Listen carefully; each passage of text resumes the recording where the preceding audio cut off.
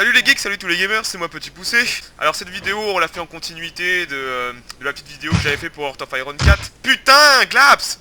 Attends, je vais courir après mon patron, il est parti. Putain, Ah là.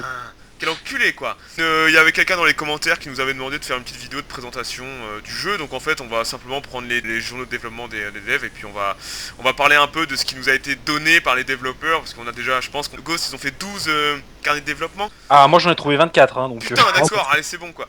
Et moi 27. Voilà, donc il y a vraiment de quoi faire. Il nous manque des trucs, mais on a, je pense, une bonne idée de comment le jeu va se goupiller en fait. Il y a C'est pour ça que je pense, grosso modo 90% du jeu qui est je là. pense Maintenant, moi j'ai confiance en tout cas après ce que j'ai vu. Donc on va vous parler un peu de tout ça. Alors on va commencer par le premier carnet de développement, enfin celui qu'on a sous les yeux là. Il s'agit de la production et de la technologie, surtout de la technologie. Alors c'est là qu'est tout l'aspect, hein, c'est beau. Hein. ouais. Enfin, le choix entre quantité et qualité, ça va être primordial. C'est vrai que ça... Alors ils ont repris le système de Heart of Iron 3 où on développait des parties des chars, c'est-à-dire on développe le canon, on développe les châssis. Pas exactement, c'est pas exactement ça. C'est plutôt que tu développes une génération de chars, le Panzer 1, le Tu Panzer 2, le développes un Panzer 3. châssis quoi, connard. Exactement. Eh voilà, Et c'est ce que j'ai dit, non? Non, parce qu'en fait, tu ne peux pas développer ensuite le canon comme ça. Tu es obligé d'accumuler de l'expérience de combat.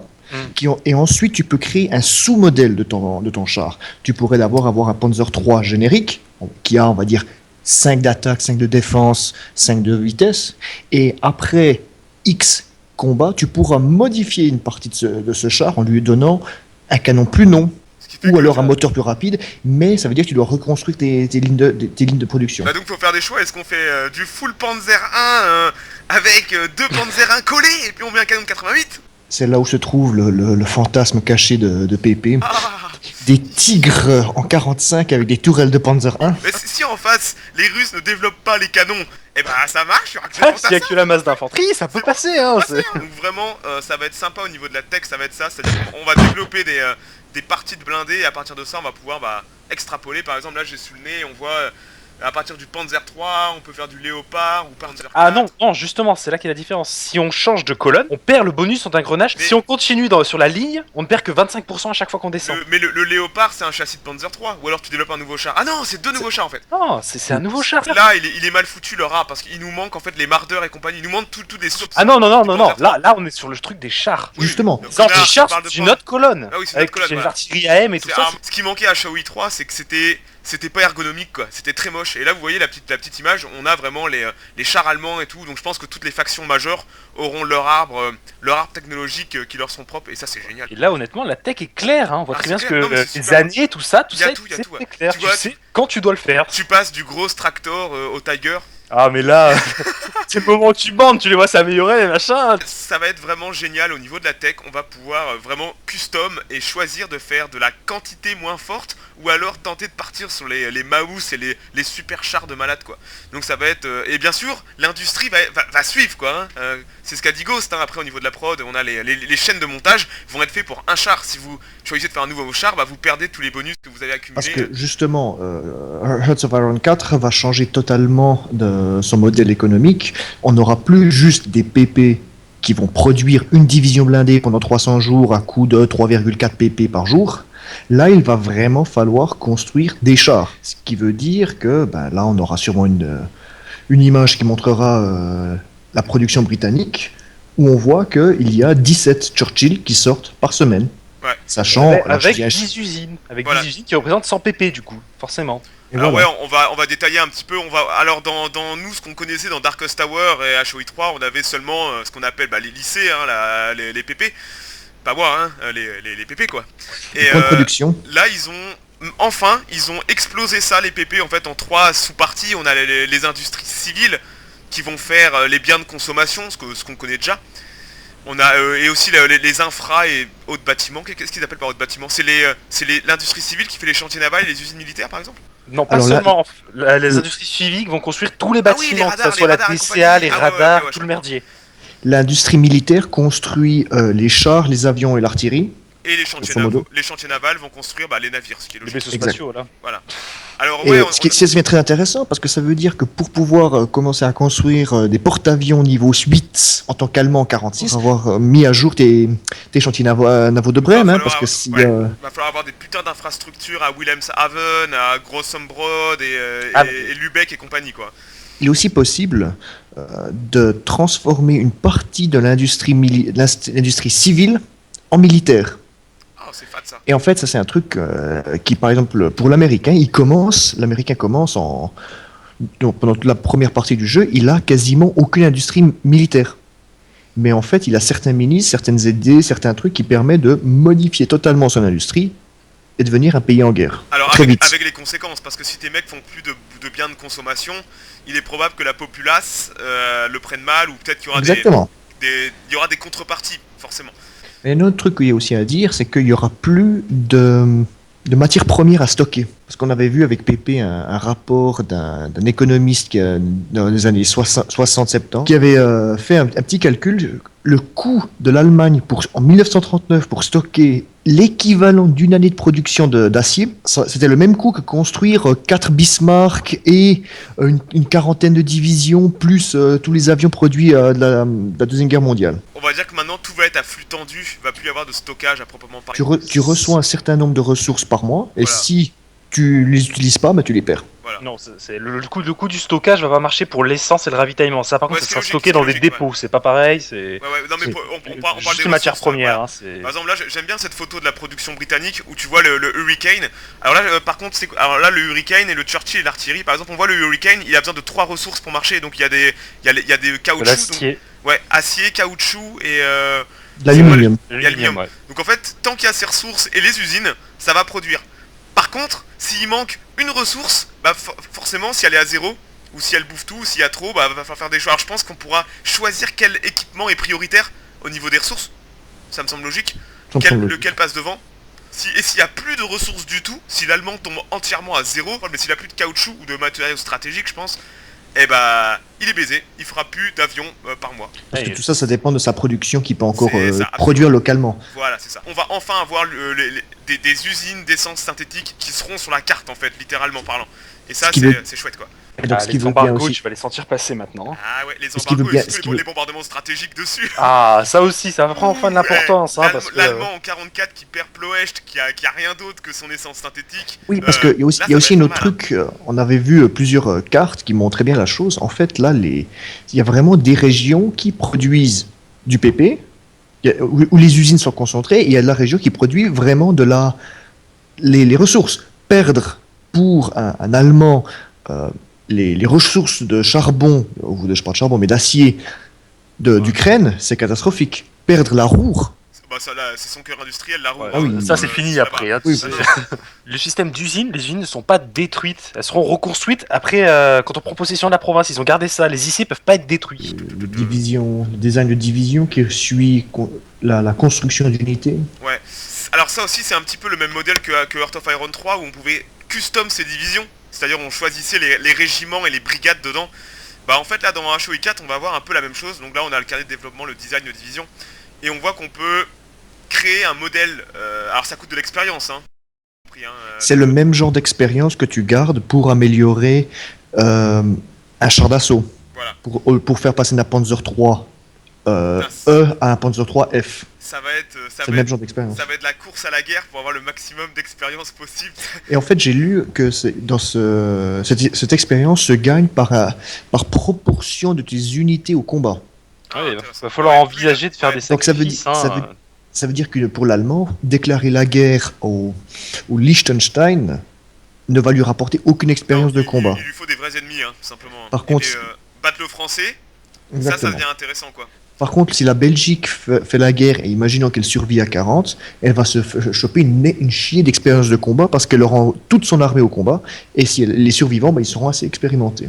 Alors là, le modèle de division, donc on peut voir, on peut mettre des chars, du méca, de la mobilité, donc tout ça, ça va se débloquer. Vous voyez, il y a des verrous, donc au fur et à mesure, on va débloquer des nouveaux trucs. Et vous voyez, tout à gauche, il y a la pelle, la jumelle, et ça c'est les brigades, ce qu'ils appellent Ils appellent ça les compagnies de soutien, ce qui est complètement con parce que c'est des brigades de soutien. Donc on a de l'artillerie, on a forcément de l'anti-char, on va avoir du supply, du génie, il y en aura plusieurs je pense. Il y a plein de trucs très, très intéressants on en reparlera plus tard quand on parlera des combats proprement dit. Mais alors là, sur l'image qu'on voit, il y a du génie, il y a une histoire de reconnaissance qui permet d'influencer énormément les combats. Est-ce que tu vois des unités en face de toi? Il y a de l'anti-char etc. Et ensuite il y a de l'artillerie. En fait, c'est de l'artillerie lourde. Si tu regardes la division, la Panzer Division qu'on a là-dedans, on a quoi? On a 2 bataillons de chars moyens, 2 bataillons de chars légers, 2 bataillons d'infanterie mécanisée et 2 bataillons motorisés. Ouais. Non, les deux, c'est pas des bataillons de motorisés, ce sont des transports. Confondez pas, l'artillerie se déplace pas toute seule. Les canons sont tirés par camion. Donc la motorisée, comme vous l'appelez, là maintenant c'est du transport. La mécanisée compte. La motorisée, ça n'existe plus. Ah d'accord, donc ça c'est des... C'est du transport rapide, c'est tout. C'est de l'infanterie motorisée, de l'infanterie portée. C'est du camion de transport, rien d'autre maintenant. Ça attaque plus, ça a plus de défense, ça décharge l'infanterie. C'est de l'infanterie qui part à l'assaut. Donc grosso merdo, si on met ça, ça donne un bonus de déplacement à l'unité. Exactement. Alors que la méca, elle, l'infanterie combat depuis la méca, avec la méca. Ça c'est la même chose que dans HOI 2, dans Darkest Tower depuis le début, c'est la différence entre le hard power et le soft power. Ouais, voilà. La moto est juste là pour le déplacement, mais n'influence pas les combats. Alors contre, que faut voir le le bon méca, côté. lui, influence. Faut voir le bon côté, c'est que la moto ne perd pas son matériel. Elle perd ses soldats. Oui, elle perd pas ses camions. C'est là, les camions ils sont loin, vous inquiétez pas. Ouais, mais au final, on revient sur le même mécanisme de DH où l'infanterie tu perdais les mecs, alors que le méca, le recomplètement du méca était beaucoup plus long que le recomplètement de l'infanterie. Parce que le méca, il y avait justement, il considérait que les SDKFZ, tu les perds au feu en fait. Voilà, le division de planeur, ça a l'air très optimisé et très ergonomique. C'est simple, c'est très explicite. Moi qui n'ai pas beaucoup joué à DH, là tu captes direct. On a toutes les stats. Et il y a un autre truc qu'il faut aussi dire, là, en parlant des coûts de l'équipement, on voit en bas à droite que tout ce qui coûte, qu'il y aura 12 000 mecs, que ça va coûter 20 IC. Training time, ça c'est... Alors ça, on en parlera plus tard quand on parlera vraiment des divisions. Ça, par contre, et mais après, on voit toutes les pièces d'unité qu'il y a besoin. Donc il y a besoin de 200 canons, de 800 fusils, c'est l'équipement d'infanterie et toutes les autres trucs. Et en fait, ces unités... Ta division blindée, une fois que tu l'as mis en construction, ça va bouffer dans ta réserve de manpower tes 12 000 mecs qui vont commencer à être entraînés. Mais les mecs, s'ils n'ont pas de char, ils vont pas être entraînés en combat de char. Donc ça veut dire que ton unité n'existera pas en tant que division blindée. Il y aura 12 000 mecs, mais elle n'aura aucun char effectif. De base, ils ont la formation de soldats. C'est ça. Tu peux les envoyer comme de la viande, mais ils recevront leur char que si tu les laisses tranquilles. Tu les laisses tranquilles sur une ligne de front à côté d'un dépôt de ravitaillement, ils vont récupérer leur véhicule. Et aussi l'histoire, c'est qu'en fait, ils vont piocher. Alors là, il faut aussi voir qu'il y a deux réserves de chars. Il y a la réserve, on dira, stratégique qui sort des usines. Et il y a la réserve de chars de chaque division. Maintenant, on va parler plutôt de la réserve stratégique. Quand une unité se crée, elle va piocher dans les réserves les chars les plus modernes. Ce qui est logique. Mais imaginons que dans ta division blindée, tu as, on va dire, t'as besoin de 400 chars légers. Bizarrement, tout d'un coup, tu vas te retrouver avec 200 léopards et 200 Panzer 1. C'est ça. Parce en fait, que les mecs ont pris ce qu'il y avait dans les dépôts. Donc on va pouvoir finir en 45 avec des Panzer 1. En tout cas, ça va être vraiment... Il va falloir savoir gérer ses stocks de matériel. Mais là, le jeu a l'air vraiment complexe et poussé et particulièrement ergonomique sur ce C'est point-là. ça qui m'impressionne, moi. C'est vraiment cet aspect... vraiment, c'est clic, et tu vois, t'as pas besoin de t'énerver à aller à chercher de l'infobule. Exactement, t'as toutes les infos devant le pif, et il y a même marqué les avantages de la division, en combat urbain et tout ça. C'est juste mais complètement pété. Une mécanique, la Panzer Division, là, dans le désert, elle va faire le café, alors qu'en jungle, elle va chier sa race. Donc après, je pense qu'on va finir cet épisode sur les doctrines terrestres. Ah, c'est vraiment le plus beau. Parce que, mine de rien, on a... c'est con, mais on a la même chose dans DH, mais sauf que là, c'est magnifiquement ergonomique. C'est bien présenté.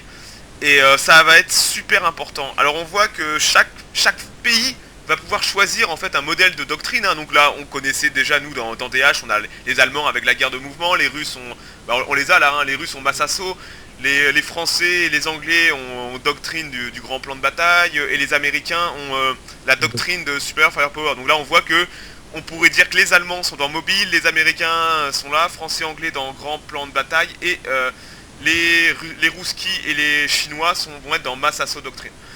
Alors on voit plein de petites choses intéressantes.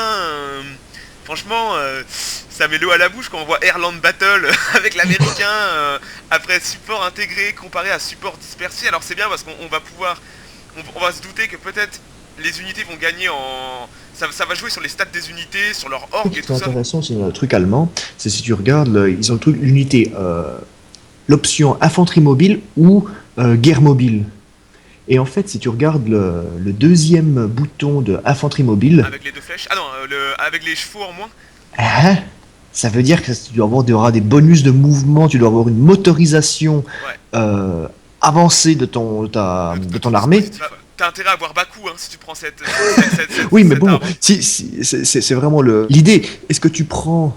T'as de l'infanterie mobile où tu arriveras justement à avancer vite, mais tu n'auras pas tous les bonus liés au blindé. Parce qu'après, on voit, après le truc avec le truc hippomobile barré, tu arrives à un half-track qui avance. Mais l'infanterie mobile peut être intéressante si on part que sur des brigades de soutien blindées. Si on se sert des chars comme dans soutien pour l'infanterie. Oui, mais ça, c'est exactement l'inverse de la pensée de la percée blindée. Exactement, c'est le problème. Ils ont mis les deux pensées, c'est intéressant ça. On est sur un modèle français 1940 avec les chars qui sont collés au... on amène l'infanterie au front, les chars pas loin derrière, et puis on avoine quoi. Alors sachant qu'une faction pourra changer d'arbre, mais les malus seront terribles. Par contre, allez savoir s'il y a un russe en 36 ou en 33, je sais pas quand le jeu commencera, si un russe en 36 ne pourrait pas basculer sur un arbre de mobile warfare. Parce que les Russes au début des années 30 sont quand même des précurseurs au niveau de la guerre de mouvement. Et va savoir si tu auras peut-être moyen d'éviter les purges, je dirais Staline, allez savoir, et d'avoir une armée russe beaucoup plus mobile et maniable en 40 ou 41. Voilà, les T-26 russes qui prennent Berlin en 34. Exactement. Pour venir à l'aide aux minorités soviétiques. C'est de bon augure, le petit arbre là. Celui des Allemands c'est quand même le plus intéressant. À la fin, tu as un second choix à prendre. Est-ce qu'on continue à pousser encore plus ou on commence à se défendre un peu désespéré? J'adore la deuxième... Defense. On voit qu'il y a une espèce de terre brûlée. Et puis il y a un papy avec un Panzerfaust dans son fauteuil roulant. J'adore ça. Voilà, ça veut tout dire quoi. Là c'est on va racler les fonds de tiroir, tout le monde au front. Alors que la moderne Blitzkrieg insiste un peu plus sur le coup de je te tape dans le cul quoi. C'est la moderne Blitzkrieg, ça va être pour les Panzers dans le Mid-Ouest, alors que la défense désespérée ça sera devant Berlin. Exactement. Pas devant Berlin. Dans Berlin. Tes choix stratégiques de jeu vont énormément dépendre de ta doctrine. C'est-à-dire que l'Allemand, s'il part sur Mobile Warfare, il n'a pas le choix, il va lui falloir de l'essence. Donc peut-être qu'il va devoir faire des choix industriels au niveau essence synthétique. Peut-être se démerder pour contrôler Ploecht via une puppet ou un truc comme ça. Et forcément, il n'a pas le choix. En 41-42, il va devoir pousser sur Bakou. Parce que si ce que dit Glaps, si Glaps a raison et que la deuxième icône là, c'est la fin de l'hypomobilisation, à la fin des 90% de chevaux dans l'armée allemande, va falloir de l'essence pour faire tourner tous ces camions et compagnie. Ça va forcer l'allemand un côté ou l'autre, l'allemand n'a pas le choix. Il faut du pétrole. Donc ça m'a l'air prometteur encore tout ça. Moi je trouve qu'ils ont fait du très beau travail. C'est très soigné, c'est très propre. C'est ce qui manquait aussi peut-être un peu à DH et à HOI 3. Mais je pense qu'ils ont continué dans la même veine que Europa Universalis 4, qui est lui aussi, je trouve, très ergonomique, très propre, très soigné, la finition et compagnie. Je trouve que là, ils ont fait la même chose en fait. Et j'espère que le jeu sera modable. Je le répète encore parce que si c'est modable, le retour du mode 33. Le grand retour. Donc ça pourrait être sympathique. Bon, moi je pense qu'on a tout dit pour le premier épisode. Vous avez des choses à rajouter? On peut parler du grand battle plan qui va être la doctrine d'à peu près 70% des pays du monde. C'est ça, c'est le plan fourre-tout. C'est le truc partout. C'est ça. Où on va mettre un peu tout le monde. Mais ça peut être sympa parce que les Japonais avec l'infiltration et compagnie, s'il y a des bonus sur, c'est par exemple le combat en jungle, les débarquements, tout ce qui est un peu opération combinée. Peut-être qu'infiltration peut être pour le japonais super intéressant quoi. Pour le japonais, les blindés rapides en plein milieu dans la jungle de Guyane, moyen. Non mais pour la Chine, ça peut être sympa. Et puis il faut pas oublier que le japonais peut aussi avoir vocation à aller attaquer le russe. Donc il lui faut quand même peut-être des bonus blindés, même s'il les utilise pas en early game. Tu veux dire backstabber l'URSS? Non, ou alors, ou après les 2 bombardements nucléaires, réussir à repousser les hordes de T-34.